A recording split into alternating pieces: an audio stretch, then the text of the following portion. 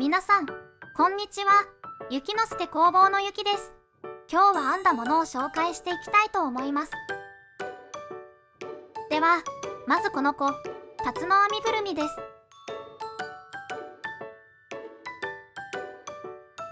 実はたくさん編みました。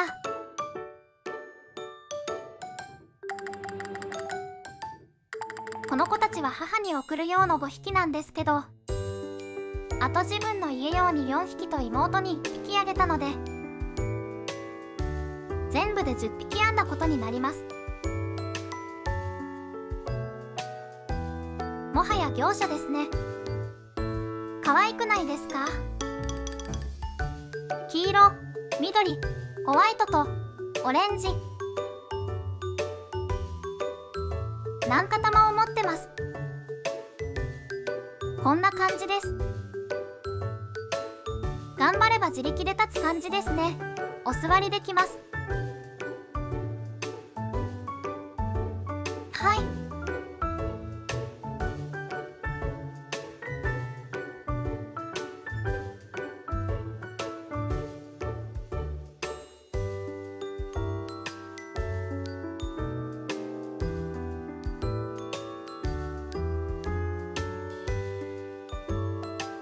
こちらは糸編ラボさんのこのキットを購入して編みました。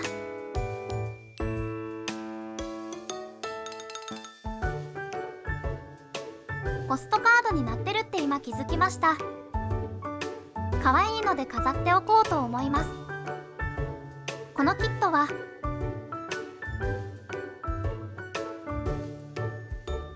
この緑とオレンジと白と黄色の毛糸玉が描く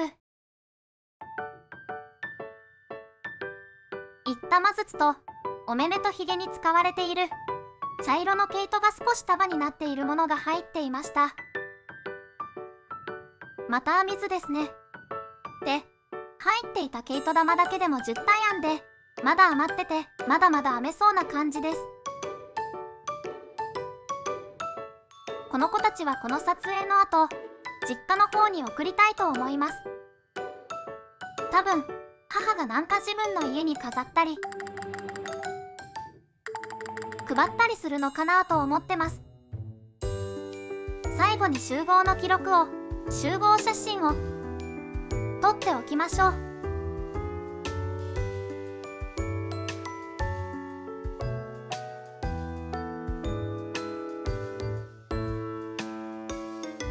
こちらですね。プミギラショールというショールになってまして、これも実家に送るのでタツと一緒に箱に詰めてしまいます。糸りこさんでパターンを購入しまして、糸も糸りこさんで購入したブルーフォックスの糸を2本取りで編んでおります。わかりますかね？すごくふわふわなんですよ。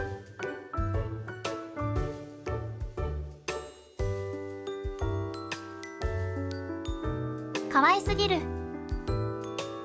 しかもすごいふわふわであったかいのにめちゃめちゃ軽い糸ですね。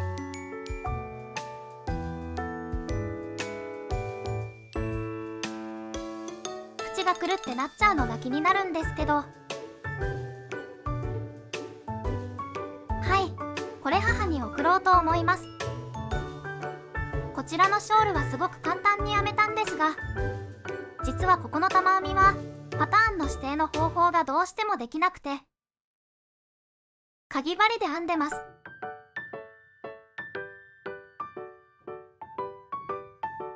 可愛すぎる。そしてふわふわすぎる。少し起毛している感じですね。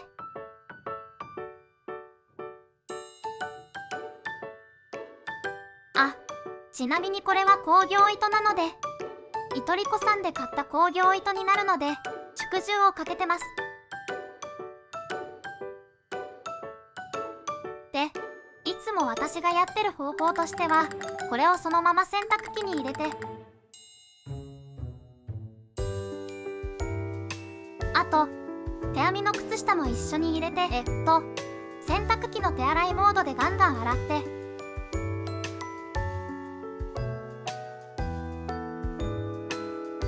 そそれからブロッキングマットの上でブロッキングをするという方法で洗ってます。ちょっと自己流なので、水通しの仕方は合ってるのか何とも言えないですけれども、そんな感じでやるとこういう編み地になりました。ちなみに編む前の糸はこれなので、だいぶ洗ったら雰囲気変わりますね。はい、これを編んでもブルーフォックスの糸にめちゃめちゃハマっちゃいそうです。次も糸りこさんで販売があったら絶対買いたいなって思っています。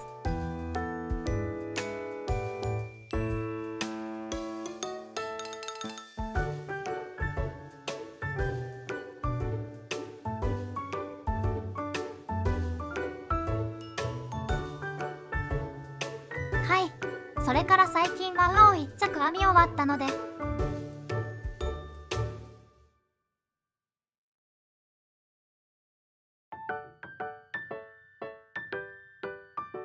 小さいものを編み上げる。小さいものを編んで完成させるのをよくやってます。編み終わったウェアについては最後に紹介します。で、最近編んでるのが編みぐるみちゃんたちです。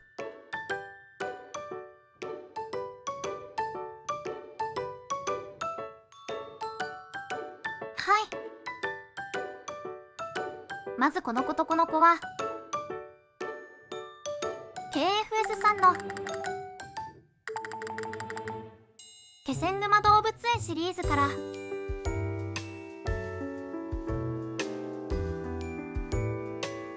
毎週1個ずつ編んでるものです。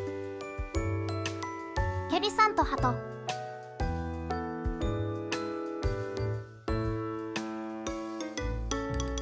かわいいですね。ちゃんと自分で立てます。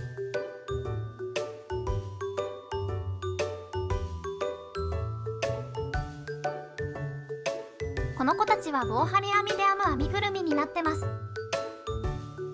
ケリさんは5分棒針、ワトさんは輪針でマジックループで編みました。やっぱりオパールケイトって可愛いですよね。これを編んでてオパールケイトの靴下も編みたくなってきました。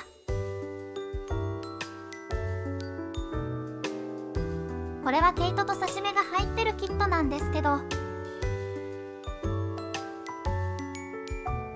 ぬいぐるみを1つ編んでもこれだけ糸が余りました。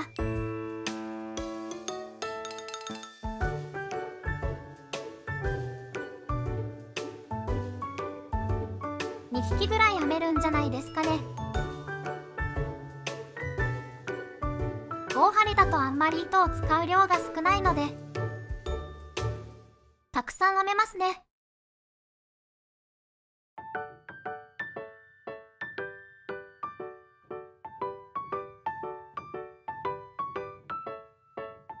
なんかたまに、例えばこのくちばしだったり、くちばしのネズミ色はキットには入ってなくて手持ちの糸で見つけなきゃいけないとか、そういったこともあります。ケリさんはこう引き返し編みでギザギザになるように筒状に編んでいくだけで割と簡単に編めました。ワトさんも基本引き返し編みで形を作っていく感じです。こことか靴下のかかとと一緒ですよね。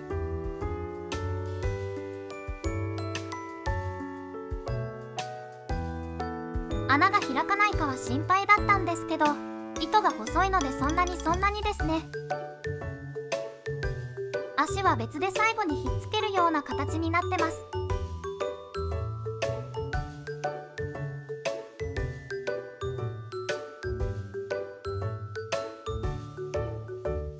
尻尾も可愛いです。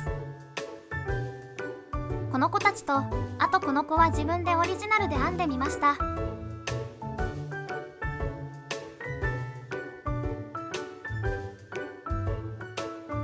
これからボンネット編んであげようと思ってますが、アヒルさんって可愛いですよね。ちょっと手の付け方が下手で斜めのポーズをしてるような子になってしまいました。これはタツノ編みぐるみを編んだ余り糸で編んでます。はい、この子も頑張れば自立します。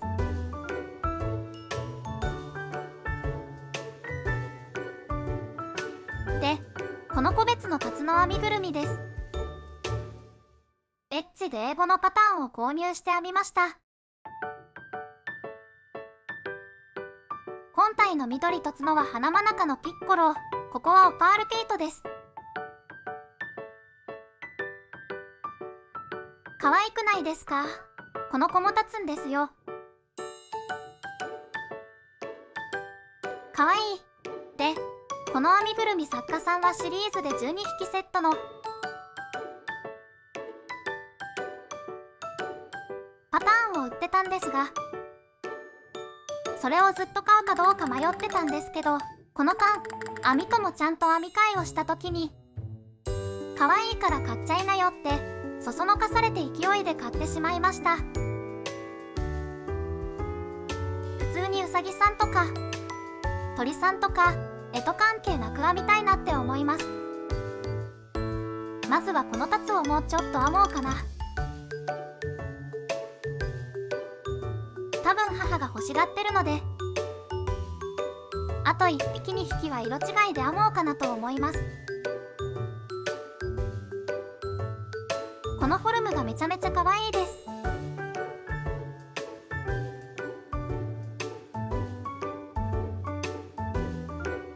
この子は1日ですぐ数時間で編み終わりました。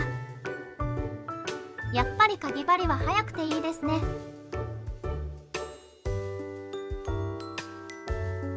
で、最後にウェアになります。ウ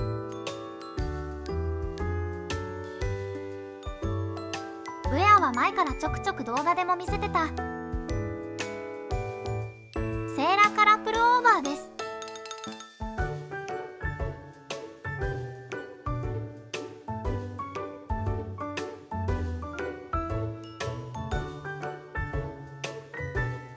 入りきらないんで着画と全体の様子は動画の最後につけておきます。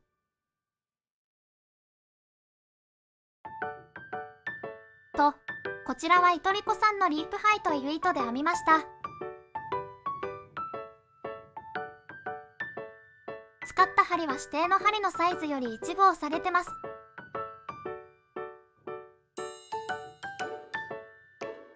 なのでメリヤス編みのところは6号。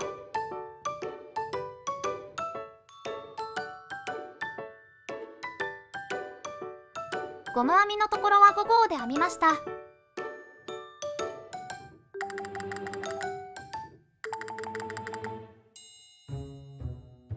ゲージが合わなかったので、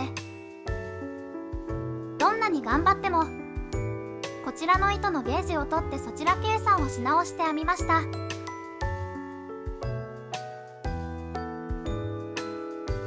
ですけど、もともとサイズが M サイズのパターンだったので、ちょっとサイズ感的には大きかったかなと思います。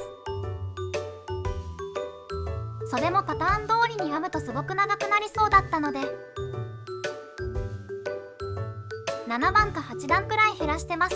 丈は本と同じ長さです。このパターンは前身ごろ編んで後ろ身ごろ編んで袖を編むというパターンなんですけど、基本はメリヤス編みなのでものすごく修行でした。で、この襟の部分もなんか編み図は本当に何を言ってるのかちょっとよくわからないって感じだったんですが、書いてある通りに編んでいくとなぜかセーラーカラーになったっていう感じです。結構この襟のところを編むときは本とにらめっこしてこれで合ってるのかなっていうふうに考えながら編んだので時間がかかったかなと思います。このパターンはセーラーカラー。この襟が特徴的だなって思ってて、すごくセーラー可愛いんですけど、大きいので絶対糸を軽いのにしないと肩が凝っちゃうだろうなって思って、今回はトリコさんのこのリープファイという糸を選びました。紫の糸です。とても軽くて全然肩も凝りませんでした。そうだな、あとは本当は前身ごろを編んで後ろ身ごろを編んで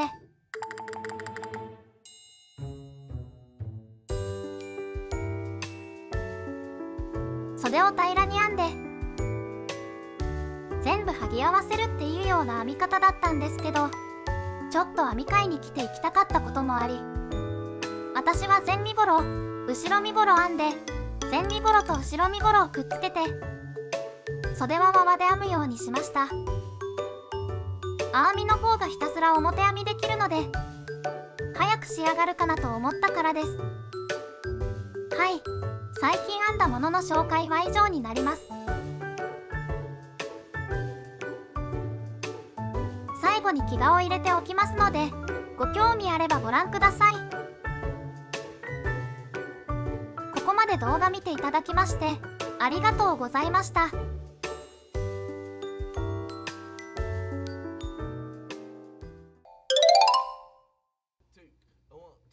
1, 2, 3